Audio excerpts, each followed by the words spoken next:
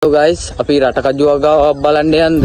අපේ ගෙවල් උටර පැදන්නාපු ඔලුසක්වල කලම්බාපු බැරි තිබ්බගෙත් සුළු සුළු ඔය හෙලිකොප්ටරේ අරන්නාපු වයිෆා කියලා නමක් දාපු කිල්ලවුනොත් ඔයා නම් මාරු ඔය දින් හදන සාම්බාරු එක කන්න සම්බා සෝරු කැමති වෙයිද ඔයාලගේ මුරු කැමති වෙයිද ඔයාලගේ මුරු හලෝ ගයිස් මේ එහෙනම් මේ යල් කන්නේ පායන කන්නේ මගේ රටකජුව ගාව බලන්න යමු එහෙනම් අපි යමු එන්න ගයිස් මේ ඒක තමයි රටකජුව ගාව ඒ තියෙන්නේ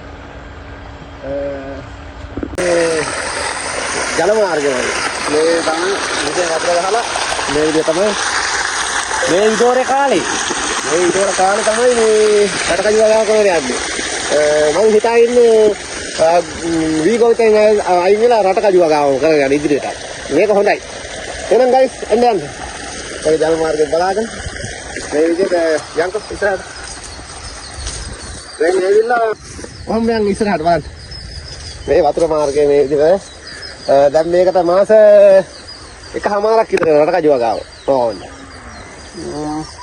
අලියනවා හරියටම මේ එහා පැත්තේ ඉසව්වෙන් අලියනවා ඒවත් මේ එනෝගෙන තමයි මේ වැඩේ කරන්න යන්න තියෙන්නේ බොහොම අමාරුයි කූටක අවුව වැස්සත් නැතිව කාරින් වැස්සෙන්නේ මම හිතාගෙන දැන් මේ වීගෝ විතරෙන් අයින් වෙලා මේ රටකජුව ගාව දිගට මේ කැලේ කරගෙන යන්නම් කියලා අක්කරයක ප්‍රමාණයක් මේ තියෙන්නේ මේ අක්කරේ ප්‍රමාණය කරන්න දැනට ගිහින් තියෙන ලස් එකමාරක් විතර. ඒ වුණාට කොහෙවත් නෑ මේ වගේ නිල්ල වැදිච්ච ප්‍රදේශයක් මේ ඒරියා එකේම. අපේවත් විතරයි මේ විදිය තියෙන්නේ. එහෙනම් ආඩම්බරයි.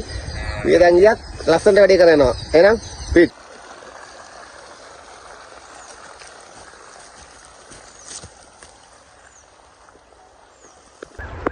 එහෙනම් guys මේ වතුර නෑලිනේ පොඩ තියෙන්නේ සාමාන්‍යයෙන් දවසට 7 පාරක් විතර මේකට වතුර ගහනවා.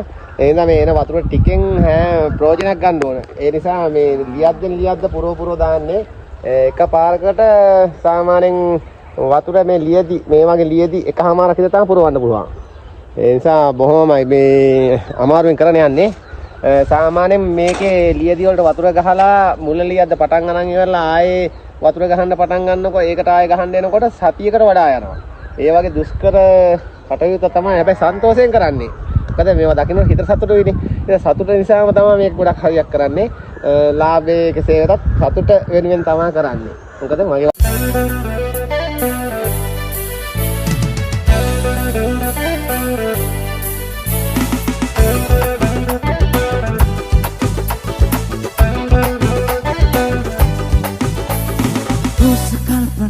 මාවෙලා පායලා රැකුරා විනියසන ආවදෝ පාවෙලා මාසලා